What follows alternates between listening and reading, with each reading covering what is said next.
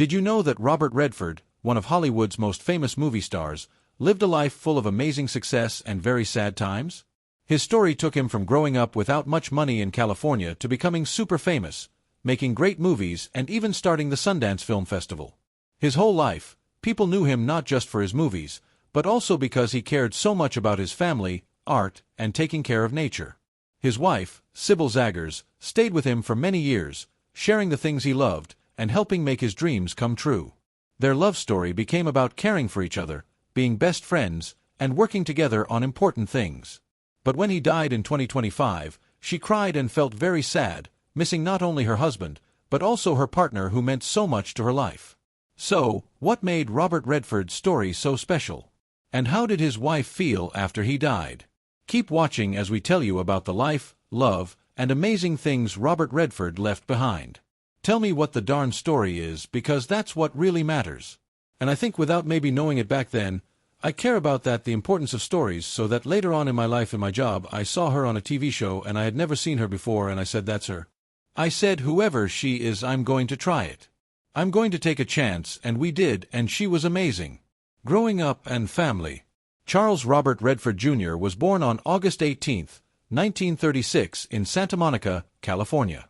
His mom was Martha Woodruff Redford née Hart, and his dad was Charles Robert Redford Sr., who worked keeping track of money for companies.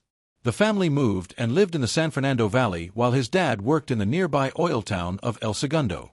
And young Robert spent his first years in a simple working family home instead of the movie-making place people now think of with his name. These early years helped shape how much he liked privacy and why he later chose to live away from big cities. Redford's family came from different places: Irish, Scottish, and English. That mix of backgrounds shows up in family records and later talks where he mentioned a New England part of the family and people moving to the United States in the mid-9th century. He grew up with at least one half-brother or sister on his dad's side. The family didn't have much money. His dad's steady job kept the family safe, but they didn't have lots of extra things. That truth affected how Redford thought about work and being responsible later in life. School years for Redford were a mix of regular kid stuff and early signs that he was good at drawing and sports. He went to local schools in the San Fernando Valley and later signed up at the University of Colorado for a while. He left and went to study art in New York at the Pratt Institute, where he learned about design and then switched to acting at the American Academy of Dramatic Arts. That path, art to acting, left marks that lasted forever. Redford always said he was someone who started as an artist who drew and painted before becoming an actor, and that background helped his later work as a director and festival starter. Family life when Redford was a young adult included getting married young and a very painful loss. In 1958, he married Lola Van Vagenen, someone who studied history and worked to make things better. The couple would have 4 children together over the years that came next. Their first baby, Scott, died suddenly as a tiny baby from sudden infant death syndrome, SIDS. That loss hurt Redford's heart very deeply. Friends and later talks said that he threw himself into his work after the terrible thing happened, and that it changed how he dealt with family and privacy for the rest of his life. Over the many years with Van Vagenen, he kept a balance of public and private life. People could see him as a rising star, but he was careful about showing his family too much. The family also faced another big loss much later. One of Redford's sons, James, died in 2020 after fighting cancer. Redford and his family handled those times privately, putting out short statements when they had to. The pattern across his life was the same. Success in public work mixed with keeping his private life protected where family came first. Those choices affected where he decided to live, Sundance, Utah, and how he set up his non-movie projects, which often mixed family, art, and taking care of nature goals. By the time Redford reached his 30s and then his 40s, he had already built a reputation that came from his looks and the way he acted, but was based on steady hard work and caring about telling stories in different ways: movies, theater, and visual art. The mix of growing up without much money, early art training, and personal losses supported both his discipline and a private quietness. Those things help explain why he later created places where other movie makers could work quietly and develop projects that showed his own early needs as a young artist. School, early jobs, and getting started in movies and TV.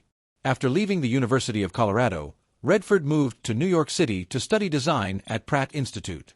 He then learned acting at the American Academy of Dramatic Arts. In New York, He worked odd jobs and kept trying for stage and small TV parts. His early career included TV roles and Broadway work. One of his first movie appearances was in the film Tall Story in 1960, which came after his stage work.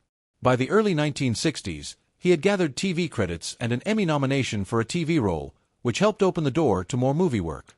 These years were really important.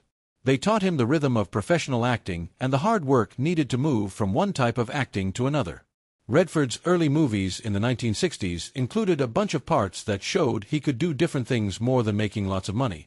Movies such as War Hunt, his second movie role, and The Chase, 1966, and his role in the Broadway to movie Change Barefoot in the Park, 1967, started to give him a face people would recognize on screen. He won a Golden Globe as a new star for Inside Daisy Clover, 1965, which also brought him notice from critics, even though not all of those early movies made lots of money at theaters. That mix of attention from critics and uneven money results was typical of his early career. He was always building his skills and testing parts rather than simply chasing being famous. The moment that moved Redford from rising actor to major star came in 1969 with two important movies. He appeared in Downhill Racer and more importantly in George Roy Hill's Butch Cassidy and the Sundance Kid opposite Paul Newman. Butch Cassidy was made from a William Goldman script.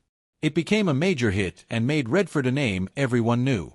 The role that people remember, the Sundance Kid, gave him recognition from lots of people and started a time when movie studios offered him bigger projects and well-known co-stars. After Butch Cassidy came The Sting, 1973, again with Paul Newman, which won big audiences and made Redford's place as a leading man in dramatic and sometimes genre-crossing movies even stronger. Throughout the 1970s, Redford chose a mix of parts. He played sensitive romantic leads in movies like The Way We Were 1973 with Barbara Streisand and tough characters in movies like All the President's Men 1976 where he played Washington Post reporter Bob Woodward. All the President's Men was special for its political subject matter and for Redford's willingness to be the main character in a movie that focused on reporting and institutions rather than big action scenes. That role in the post-Watergate movie gave him respect among critics and industry peers as an actor who could carry serious material. By the end of the 1970s, Redford had not only acted but had also begun making movies happen. He worked as an executive producer as early as 1969 for Downhill Racer, showing early interest in work behind the camera. That experience prepared him for directing his first movie that would change his place in movie history. He made the switch to director full-time in 1980 with the movie Ordinary People based on Judith Guest's novel about a family dealing with a terrible loss. The movie won 4 Academy Awards, including Best Picture and Best Director for Redford, an achievement that proved his range and ability to shape both performance and story from the director's chair. The Oscar marked a clear turning point in his career. Across these early years, Redford's choices were guided by a mix of skill, curiosity about staging and visuals coming from his art training, and an interest in projects that let him shape the final movie, not just act in it. He steadily grew into producing and directing while continuing to take on acting roles that interested him. That steady growth from stage and TV to star in major movies and finally to award-winning director set the pattern for the rest of his working life. Being famous, awards, Sundance, and fighting for causes. The 1970s and 1980s are the years most people talk about when they mention Redford's career path. After the money-making and cultural success of Butch Cassidy and the Sundance Kid, 1969, and The Sting, 1973, Redford's name became something that would bring people to theaters and a point of power in Hollywood. He appeared in a range of movies in those years. The Way We Were 1973, All the President's Men, 1976, The Candidate, 1972, The Electric Horseman, 1979, and Brubaker, 1980. Each project showing a different side of his interest in character and story. All the President's Men in particular connected his star power to an important national event. The Watergate investigation and the movie's box office and awards attention made his standing even stronger as an actor willing to take on material with public importance. Redford's move into directing saw immediate and strong recognition.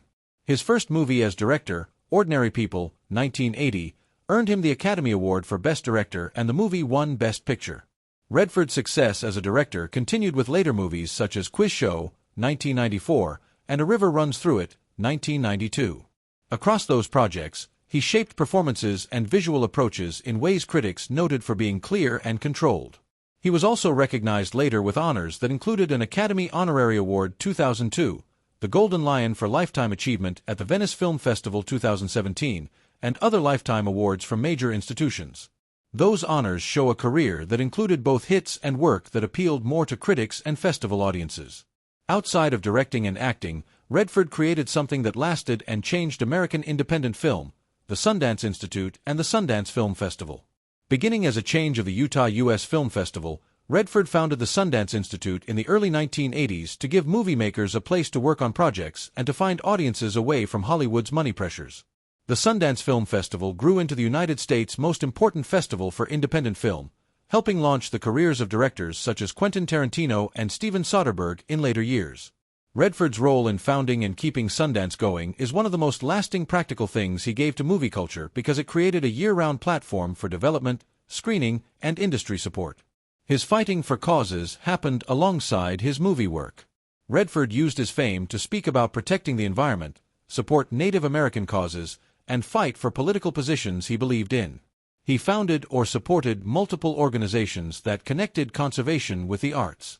In many public appearances and interviews, he linked the places he loved, especially the mountains and river landscapes around Sundance, Utah, to a bigger message about taking care of and conservation.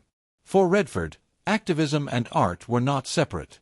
Movies and festivals were platforms from which he could push for conservation, education, and civic engagement.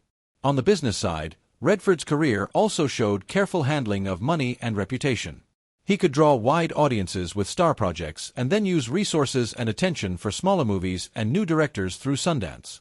That balancing act between mainstream success and investment in independent voices helped create a system for American film that continues to be influential. The combination of awards, box office hits, festival building, and public fighting for causes made Redford a figure with influence in both Hollywood and non-profit cultural circles.